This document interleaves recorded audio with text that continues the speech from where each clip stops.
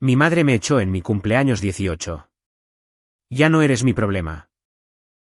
Mis padres me entregaron una bolsa de basura con mi ropa y cambiaron las cerraduras mientras yo miraba. Mi hermana tiró mi teléfono a la calle y se despidió con la mano mientras yo me iba.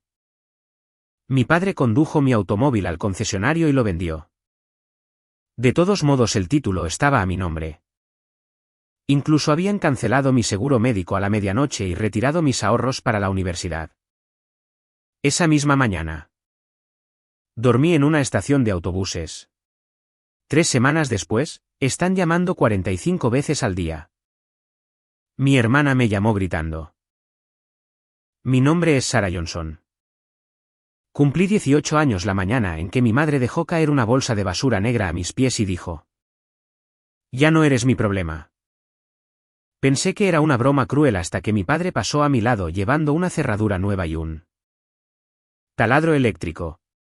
Detrás de él, mi hermana menor se apoyó en el marco de la puerta, sonriendo como si hubiera esperado años para verme desaparecer. La bolsa contenía 3 camisas, 2 pares de jeans, zapatillas de deporte que no combinaban y ninguno de mis documentos legales. Mi madre ya había vaciado mi habitación. Mi padre dijo que había vendido mi automóvil porque el título estaba a su nombre. Cuando alcancé mi teléfono, mi hermana lo agarró. Lo tiró a la calle y se despidió con la mano mientras una camioneta de reparto lo aplastaba. Luego mi madre me dijo que mi seguro médico había sido cancelado a la medianoche. Mi fondo universitario, la cuenta que mi abuela había construido durante años, había sido vaciado esa mañana. Tu hermana lo necesita más, dijo ella. Me quedé en la acera aferrando una bolsa de basura mientras mi padre cambiaba las cerraduras. Ninguno de ellos sabía que yo había encontrado un estado de cuenta bancario 2 noches antes. Ninguno de ellos sabía que lo había fotografiado. Y ninguno de ellos comprendió que echarme no era el final de su plan. Era el paso final para encubrir algo mucho peor. Esa noche, dormí debajo de una cámara de seguridad en una estación de autobuses. 3 semanas después, mis padres llamaron 45 veces en un día. Luego, mi hermana dejó un mensaje de voz gritando que había oficiales de policía dentro de nuestra casa y que todo era de alguna manera mi culpa. Antes de revelar lo que ella confesó y por qué mis padres de repente querían de vuelta a su hija. Ingrata, díganme qué hora es donde están y desde dónde nos están viendo. Quiero ver qué tan lejos viaja esta historia antes de que la verdad los alcance. La primera noche en la estación de autobuses, no lloré. Llorar requería suficiente esperanza para creer que alguien podría venir por mí. En cambio, abracé la bolsa de basura contra mi pecho y repetí en mi mente la semana anterior a mi cumpleaños. 3 días antes. Había entrado en la oficina de mi padre buscando un sobre de la universidad comunitaria. El cajón de su escritorio estaba cerrado con llave. Pero yo sabía que él guardaba la llave pegada con cinta adhesiva debajo. Adentro, encontré un estado de cuenta bancario que llevaba mi nombre. La cuenta tenía más de $86.000.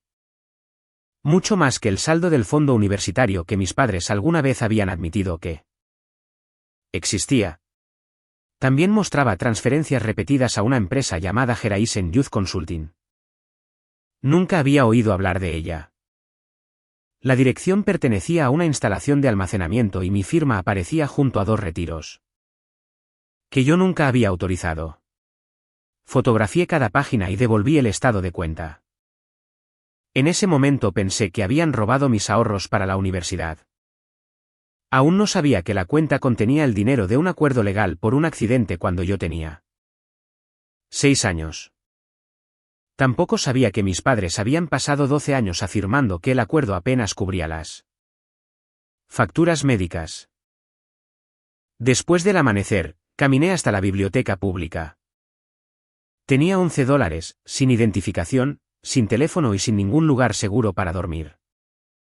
La noche siguiente, las contraseñas de mi correo electrónico habían sido cambiadas. Y la dirección de recuperación pertenecía a mi madre. Alguien también había intentado acceder a mi portal estudiantil menos de 1 hora después de que me echaron. No solo me estaban cortando el paso. Estaban intentando convertirse en mí. Creé una nueva cuenta de correo electrónico y me envié las fotografías del banco. Luego busqué Horizon Youth Consulting. La empresa había sido registrada bajo el apellido de soltera de mi madre. Su directora listada era mi hermana de 15 años. Mis padres habían creado una empresa fantasma utilizando las identidades de ambas hijas. Ahora que tenía 18 años. Las transacciones falsificadas a mi nombre podían ser impugnadas sin que un tutor hablara por mí. El momento de mi desalojo de repente cobró sentido. Me necesitaban asustada, sin hogar y demasiado desesperada para investigar. Una bibliotecaria llamada señora Álvarez notó que yo había estado sentada en la misma computadora durante horas. Colocó una barra de granola a mi lado y me dijo en voz baja que la biblioteca cerraba a las 8. Su amabilidad casi me quiebra. Me comuniqué con Chris Turner, mi mejor amigo de la escuela secundaria. Él llegó con su hermana mayor, Elena, una asistente legal. Chris miró la bolsa de basura y dijo, «Cuéntamelo todo». Elena estudió las fotografías y preguntó si yo había recibido dinero de un acuerdo por lesiones personales. Dije, no lo sabía. Ella buscó en los registros del condado y encontró un caso sellado que involucraba mi nombre, a mis padres y a una empresa de transporte. El resumen público decía que un acuerdo había sido colocado en un fideicomiso restringido para mí. Educación y atención médica a largo plazo. A la mañana siguiente, nos comunicamos con el bufete de abogados que manejó el caso. Después de verificar mi identidad a través de los registros escolares y médicos, una abogada se reunió conmigo. Llevaba una carpeta lo suficientemente gruesa como para cambiar mi vida. El acuerdo original había valido $420,000. Con el crecimiento de las inversiones, debería haber aumentado significativamente. A los 18 años, se suponía que yo recibiría el control de lo que quedaba. Según el último informe presentado por mis padres, quedaban menos de $9,000. Mi madre no me había entregado una bolsa de basura porque ya no se sentía obligada a mantenerme. Me habían echado porque había alcanzado la edad en la que ya no podían ocultar legalmente lo que habían hecho. La abogada me preguntó si quería que el bufete buscara el reembolso en silencio o denunciara cada documento falsificado. Recordé a mi madre diciendo que yo ya no era su problema. Recordé a mi padre vendiendo mi automóvil y a mi hermana despidiéndose con la mano mientras mi teléfono se hacía añicos. Denuncie todo, dije. Esa tarde, el bufete congeló los fondos restantes del fideicomiso y notificó al departamento de fraudes del banco. Mis padres todavía creían que yo era impotente. No sabían que acababa de poner el primer candado en cada cuenta de la que ellos dependían. Durante 2 semanas, desaparecí del alcance de mi familia. Chris me ayudó a reemplazar mi teléfono, pero mantuve el número privado. Elena me ayudó a obtener una identificación de emergencia y a reportar mis documentos antiguos como comprometidos. El bufete de abogados arregló un alojamiento temporal. Y comencé a trabajar en una imprenta abierta las 24 horas en lugar de regresar al restaurante que mis padres conocían. No dejaría que ellos predijeran dónde dormía, dónde trabajaba o qué sabía. La investigación descubría más cosas cada día. Mi padre había utilizado el dinero del fideicomiso como garantía para préstamos vinculados a su empresa de construcción en quiebra. Mi madre había presentado solicitudes de reembolso por tratamientos médicos que yo nunca recibí. Miles de dólares habían pasado a través de Horizon Youth Consulting para pagar las competencias de baile de Amy, clases particulares, ropa y un viaje de lujo. Los documentos también mostraron que alguien había utilizado la identidad de Amy para abrir tarjetas de crédito comerciales. Si ella lo entendía, seguía sin estar claro. Pero el peor descubrimiento provino de un reclamo de seguro presentado 8 meses antes. Mis padres habían reportado que yo sufría de un deterioro cognitivo causado por mi accidente en la infancia. Afirmaban que yo no podía administrar dinero y solicitaron el control continuo de mi fideicomiso. Después de que cumpliera 18 años. Adjunta había una evaluación psicológica de un doctor al que yo nunca había conocido. Mi firma aparecía debajo del formulario de consentimiento.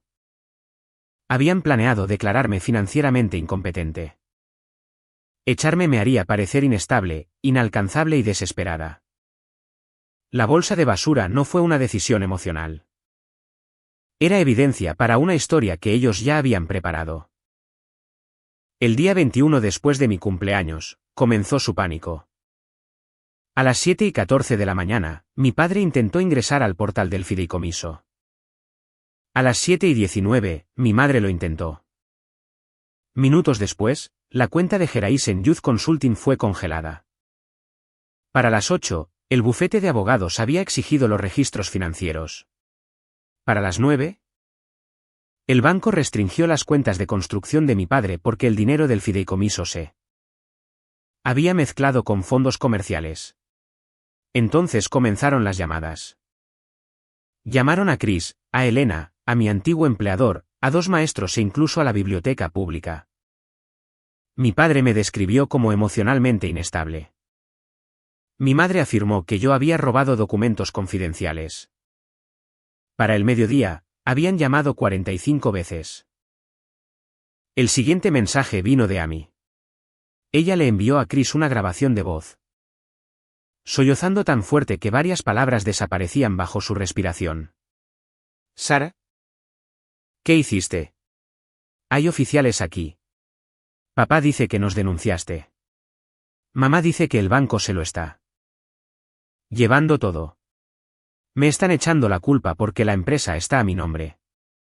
Por favor. Llámame. No sabía que era ilegal. Te juro que no sabía todo. Todo. Ella no había dicho que no sabía nada. Los investigadores ya habían encontrado correos electrónicos de la cuenta escolar de Amy discutiendo depósitos en Horizon Youth Consulting. La mayoría sonaban demasiado técnicos para una adolescente. Pero una oración sonaba exactamente como ella. Una vez que Sara se haya ido, ¿puedo finalmente tener la habitación de arriba? Había sido enviado 6 semanas antes de mi cumpleaños. Mi hermana sabía que yo sería eliminada. Puede que no hubiera comprendido el fraude, pero había anticipado la recompensa. No la llamé. En cambio, di una declaración grabada a un investigador de delitos financieros. Describí el cajón cerrado con llave, las firmas falsificadas, el seguro cancelado y el teléfono destruido. También entregué una vieja computadora portátil que Chris recuperó de mi casillero escolar. Contenía copias de seguridad automáticas de mensajes familiares. Meses antes, mi madre me había pedido repetidamente que le enviara fotografías de mi firma para formularios universitarios. Un mensaje de mi padre decía, después de los 18, ella puede impugnar cada retiro. Necesitamos que la evaluación se complete primero. Mi madre respondió. Entonces ella necesita estar fuera antes de que sepa lo que significan los papeles. Su plan estaba escrito en lenguaje claro. Esa noche, mi padre finalmente se comunicó conmigo desde un número desconocido. Elena se sentó a mi lado y grabó la llamada legalmente. Ven a casa inmediatamente y dile al banco que esto es un malentendido, ordenó. Ustedes cambiaron las cerraduras. Este no es el momento para tener esa actitud. Tu madre podría perder la casa. Tu hermana podría enfrentar cargos porque exageraste. Yo falsifiqué mi propia firma. Silencio. ¿Yo inventé a un doctor que me declaró incompetente? Su voz se suavizó. Las familias hacen sacrificios. Usamos el dinero para mantener a todos a flote. Lo usaron para mantener el control. Te dimos un hogar durante 18 años y tú arruinas mi fideicomiso por eso. Inhaló bruscamente. Ese detalle no había aparecido en el primer aviso legal. Si esto se hace público, ninguno de nosotros se recupera, advirtió. No estoy tratando de ayudarlos a recuperarse. Terminé la llamada. 10 minutos después, Amy envió otra grabación. Esta vez, susurró que nuestros padres estaban triturando archivos en el garaje. Dijo que podía probarlo. Te daré todo, dijo. Pero tienes que protegerme. Mi hermana finalmente había elegido un bando. Solo que yo no sabía si me había elegido a mí o al bando que ella creía que ganaría. Acepté reunirme con Amy en el estacionamiento de un supermercado. Elena esperó cerca y el investigador sabía nuestra ubicación. Amy llegó con una sudadera con capucha a pesar del calor. Intentó abrazarme. Yo di un paso atrás. Empieza con lo que sabías. Ella miró al suelo. Sabía que estaban haciendo que te fueras. ¿Desde cuándo? Desde la primavera.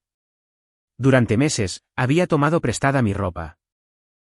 Cenado frente a mí y observado a nuestros padres prepararse para borrarme. ¿Por qué no me advertiste? Dijeron que el dinero pertenecía a la familia. Papá dijo que tomarías todo y nos abandonarías. Después de la graduación. Mamá dijo que eras egoísta y tú les creíste. Quería hacerlo. Amy admitió que nuestros padres le habían prometido mi dormitorio, mi automóvil y dinero para una academia de baile de élite. Permitió que usaran su correo electrónico escolar y firmó formularios sin leerlos. También sabía que nuestra madre había recolectado muestras de mi firma.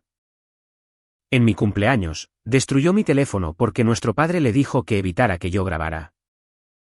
Él dijo que podrías intentar hacernos parecer abusivos, susurró. Fueron abusivos. Lo sé. Por una vez, no añadió una excusa. Luego me dio una memoria portátil. Había copiado archivos de la computadora de nuestro padre mientras nuestros padres discutían con los investigadores. Contenía registros financieros, correos electrónicos, audio de seguridad y un vídeo de mis padres destruyendo documentos. En las imágenes, mi madre preguntaba si debían culpar del dinero desaparecido a un contador. Mi padre respondió: no. Decimos que Sara accedió a las cuentas antes de irse. Ahora tiene 18 años. Los tiempos encajan.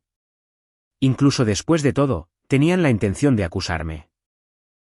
Los archivos mostraban que mi fideicomiso había financiado el pago inicial de nuestra casa, partes de la nómina de mi padre y la cuenta de compras privada de mi madre. Más de $30.000 habían sido transferidos a una cuenta a nombre de Amy. Estaba conectada a una caja de seguridad y tarjetas de débito prepagadas. Mis padres habían escondido dinero bajo la identidad de su hija menor. Amy quería inmunidad. Testificaré, dijo. Pero no quiero que esto me persiga para siempre. ¿Te preocupaba mi futuro cuando viste a papá vender mi automóvil? Se estremeció. No. ¿Te preocupabas cuando te despedías con la mano mientras yo me iba? Pensé que te quedarías con Chris. No pensé que dormirías en una estación de autobuses. ¿Habría sido aceptable si yo tuviera un sofá? No.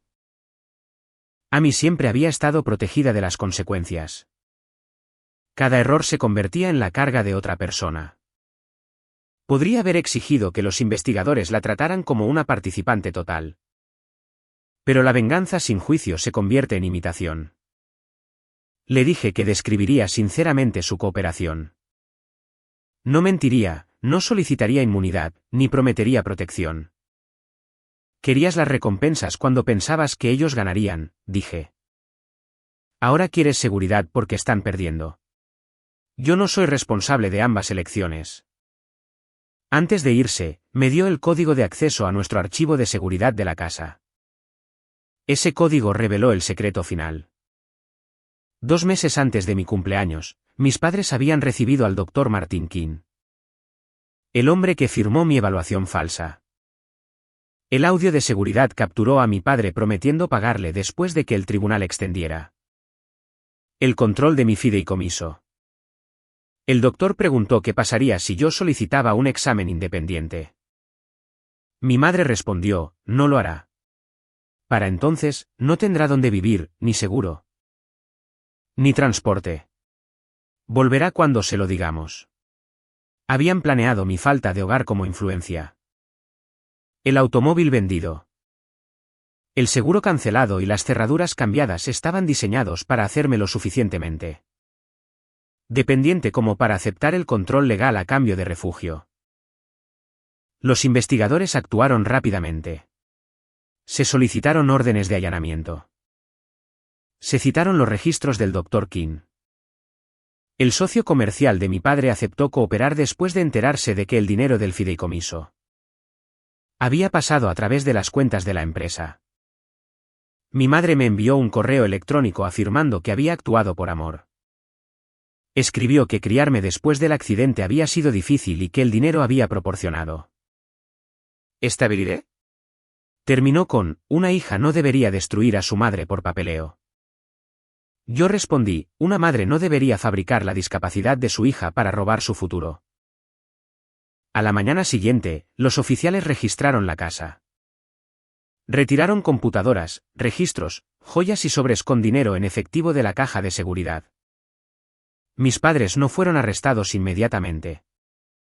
Pero sus pasaportes fueron marcados y sus cuentas congeladas. La empresa de mi padre perdió el acceso al crédito. Los proyectos se detuvieron. Los empleados se fueron. Los clientes exigieron reembolsos. Su imagen de familia perfecta comenzó a colapsar. Yo todavía tenía una razón para volver a casa. Amy recordó haber visto a nuestra madre esconder una vieja caja de metal detrás de la pared de mi dormitorio durante las renovaciones. Podría contener mis documentos originales del fideicomiso y cartas de mi abuela. 3 semanas después de ser echada, regresé a la casa. Esta vez estuve acompañada por un abogado, un investigador y un cerrajero. Mi padre abrió la puerta antes de que el cerrajero la tocara. Parecía más pequeño, no físicamente, sino porque el miedo le había quitado su autoridad. Mi madre estaba detrás de él con los brazos cruzados. Amy miraba desde las escaleras. El investigador explicó que yo estaba recogiendo pertenencias personales y que la interferencia podría documentarse como obstrucción. Mi padre se hizo a un lado. La cerradura que había instalado el día de mi cumpleaños todavía brillaba contra el marco. Mi dormitorio había sido pintado de rosa. Los trofeos de baile de Amy llenaban los estantes. Un tocador estaba donde había estado mi escritorio. Me habían borrado en cuestión de días. Detrás del tocador, una sección de la pared sonaba hueca. El cerrajero quitó el panel y descubrió una caja de metal envuelta en plástico. Mi madre se apresuró hacia adelante. Eso me pertenece. El investigador la bloqueó. La propiedad puede establecerse después de que documentemos el contenido. Adentro estaban los documentos originales del tribunal, estados de cuenta de inversiones. Los registros escritos a mano por mi abuela y 32 cartas selladas dirigidas a mí. Cada sobre llevaba un año de cumpleaños, comenzando a los 7 y terminando a los 38. Mi abuela había muerto cuando yo tenía 9 años. Había escrito cartas para los cumpleaños que sabía que nunca vería. Mis padres las habían escondido todas. El sobremarcado con el número 18 contenía una advertencia. Mi abuela escribió que el acuerdo legal me pertenecía por completo. Dijo que mi padre ya había sugerido usarlo para gastos familiares y que ella se había opuesto a él. Cerca del final, escribió: tus padres pueden decirte que sobrevivir significa deberles todo. Cuidar de un hijo es una responsabilidad, no una deuda que el hijo deba pagar. Mi madre comenzó a llorar. Ella siempre intentó ponerte en nuestra contra. Murió cuando yo tenía 9 años. Yo dije: tuvieron 9 años para demostrar que estaba equivocada. Debajo de las cartas había libros de contabilidad que documentaban los primeros intentos de mi padre por retirar dinero. También había una instrucción firmada diciéndole al banco que contactara a un abogado independiente. Si mis padres alguna vez afirmaban que yo carecía de capacidad mental, esa salvaguardia debería haber detenido la evaluación falsa. Mis padres la ocultaron después de la muerte de mi abuela. La caja cambió el caso. Ya no se trataba de gastos familiares descuidados. Mostraba años de planificación deliberada. Mi padre intentó una última explicación. Tu abuela no comprendió lo que costó criarte después del accidente. El fideicomiso te reembolsó los tratamientos que nunca recibí porque el dinero tenía que ser movido antes de que el tribunal lo bloqueara permanentemente. Se detuvo cuando se dio cuenta de lo que había admitido. La grabadora del investigador capturó cada palabra. Mis padres inmediatamente se volvieron el uno contra el otro. Él acusó a mi madre de falsificar formularios de reembolso. Ella lo acusó de apostar el dinero de la empresa. Cuando Amy les dijo que se detuvieran, mi madre estalló. Gastamos ese dinero para darte oportunidades. Yo no te pedí que lo robaras, respondió Amy. Pediste clases, viajes, vestidos y escuela privada. Era una niña. Yo también lo era, dije. Todos tenían una explicación. Solo se esperaba que yo viviera con las consecuencias. Mientras nos íbamos, mi padre bajó la voz. Los fiscales escucharán si llamas a esto una disputa familiar. Era yo familia cuando dormí en la estación de autobuses. Nunca se supuso que te quedaras allí. ¿A dónde se suponía que debía ir? Siempre tuviste a Chris, así que planeaste que yo me quedara sin hogar. No tuvo respuesta. 2 días después.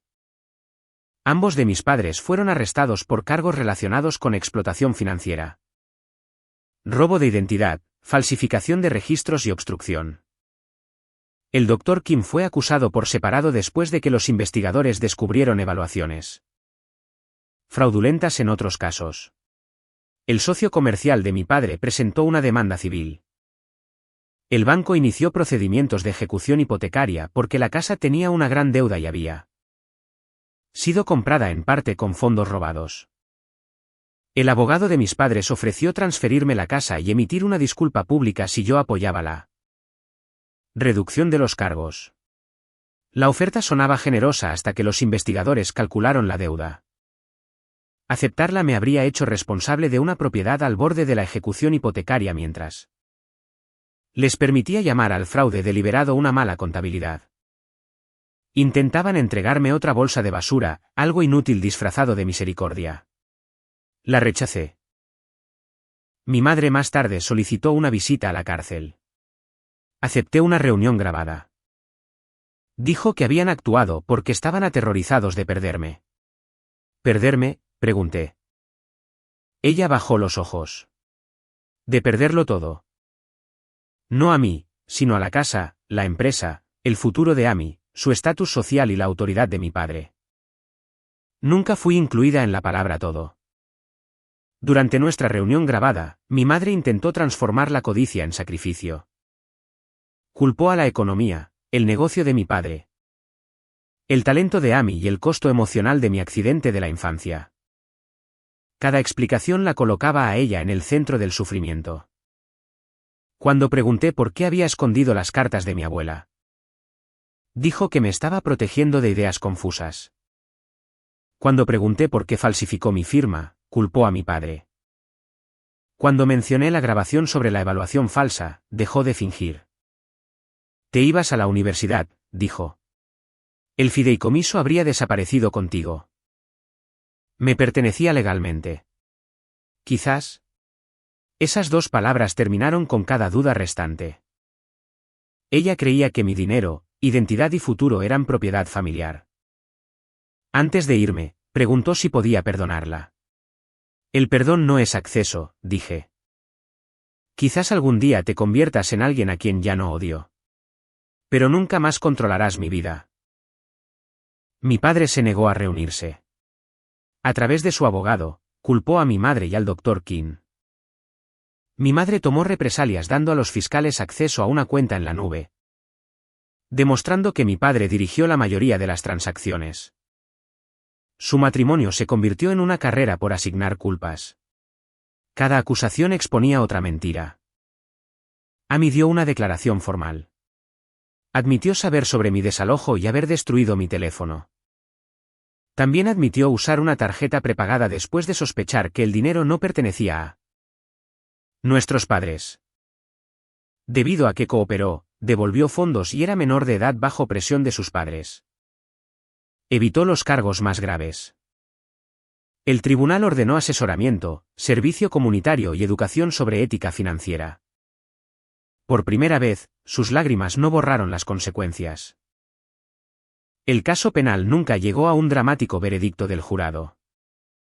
Enfrentados a registros bancarios, audio de seguridad, documentos ocultos y testimonios de testigos, mis padres aceptaron acuerdos de culpabilidad. Mi padre recibió tiempo en prisión, obligaciones de restitución y una prohibición de administrar fondos de clientes.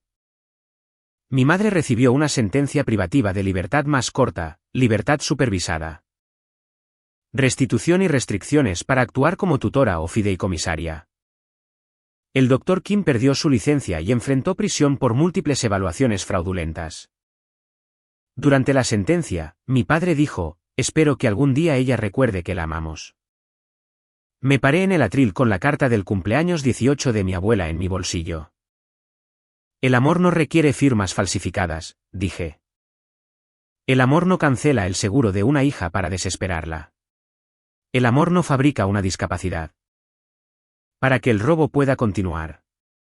Mis padres no me perdieron porque los denuncié. Me perdieron cada vez que decidieron que mi dependencia era más valiosa que mi confianza. No pedí el castigo máximo ni misericordia. Pedí al juez que considerara la duración del fraude, la falta de hogar planeada y el intento de etiquetarme como incompetente. El juez lo hizo. Recuperar el dinero fue complicado. La casa fue vendida bajo supervisión judicial. Después de pagar las deudas, quedó poco. Se liquidaron los activos de la empresa de mi padre, las cuentas de mi madre y varias compras de lujo. El banco reembolsó parte de la pérdida después de reconocer fallas en el monitoreo.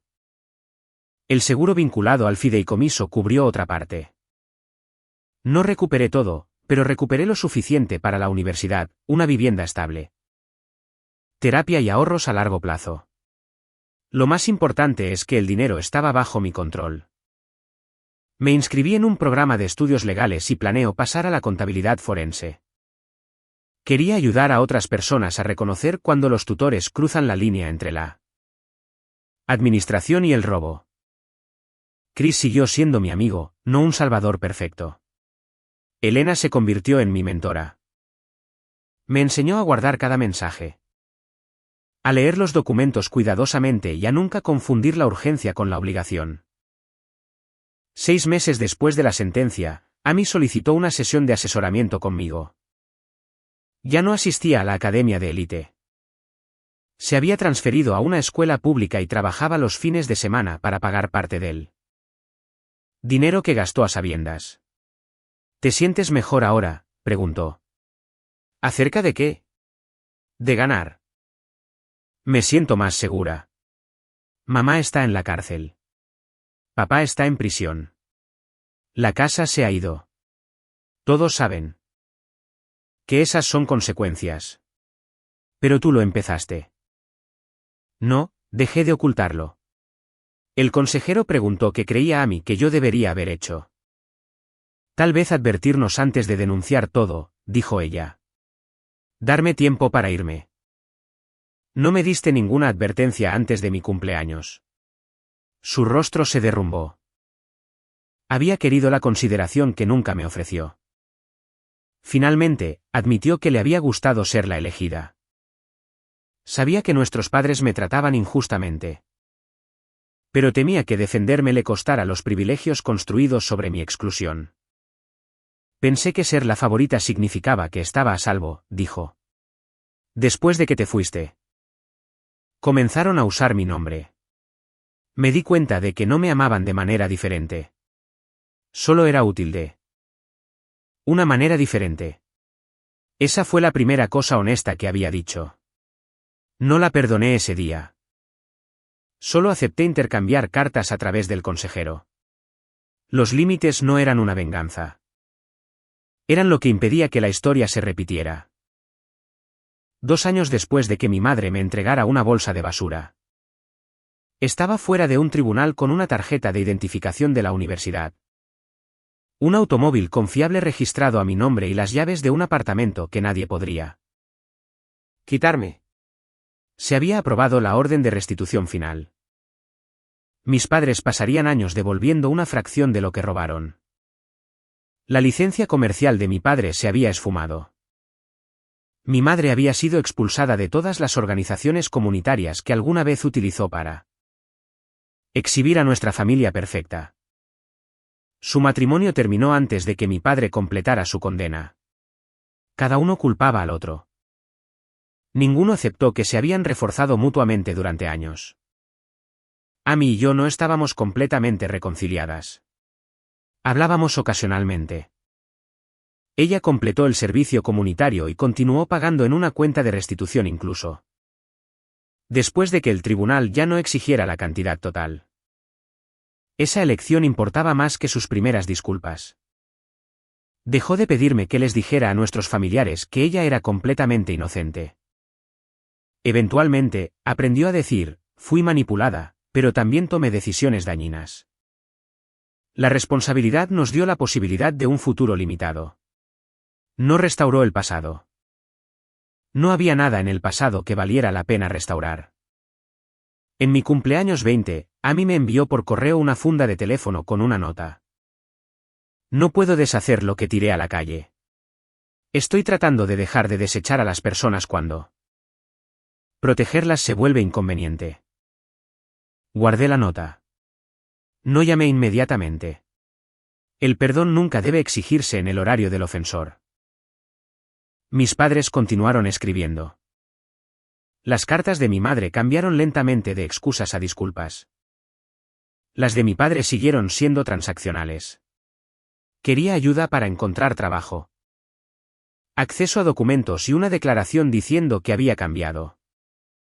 Incluso su remordimiento llegaba con una factura adjunta. Devolví sus cartas sin abrir. Algunas personas podrían llamar a eso cruel. Podrían decir que la sangre sigue siendo sangre y que la prisión fue castigo suficiente. Pero un error ocurre una vez. Mis padres tomaron cientos de decisiones a lo largo de 12 años. Abrieron cuentas, falsificaron formularios, contrataron a un doctor deshonesto. Escondieron las cartas de mi abuela, cancelaron mi seguro, vendieron mi transporte. Cambiaron las cerraduras y planearon acusarme cuando saliera a la luz el fraude. No perdieron todo porque una hija enojada quisiera venganza. Perdieron todo porque trataron el amor como propiedad. Mi venganza no fue destruir su casa. Su deuda hizo eso. No fue terminar su matrimonio. Su culpa hizo eso. No fue arruinar su reputación. Los documentos hicieron eso. Mi venganza fue sobrevivir lo suficiente para decir la verdad en una habitación donde ya no pudieran interrumpirme. Fue aprender cada ley que asumieron que nunca entendería. Fue construir una vida que no requería su permiso. La consecuencia que más les dolió no fue la prisión, la ejecución hipotecaria o la humillación. Fue la irrelevancia. Mi madre ya no podía llamarme con culpa. Mi padre ya no podía controlarme con dinero. Ninguno podía reescribirme como inestable, egoísta o ingrata. Eventualmente me transferí a una universidad y me enfoqué en fraudes financieros que involucraban a menores y adultos dependientes. Durante una pasantía, ayudé a revisar un caso que involucraba a una adolescente cuyo tutor había vaciado su herencia. No dejaba de disculparse por denunciar a su familia. Le dije: no estás destruyendo a una familia al exponer el daño. El daño creó la fractura. La verdad solo la hizo visible. Decir esas palabras me mostró lo lejos que había viajado desde la estación de autobuses. En mi cumpleaños 18, creía que la independencia significaba no tener a nadie.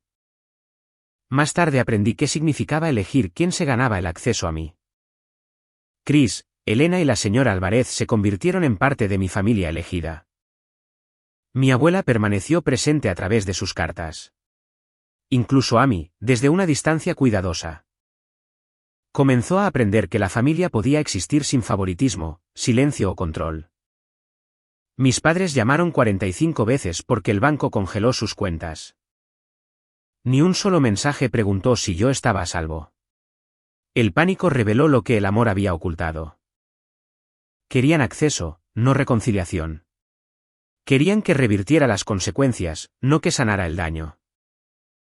Todavía tengo la bolsa de basura.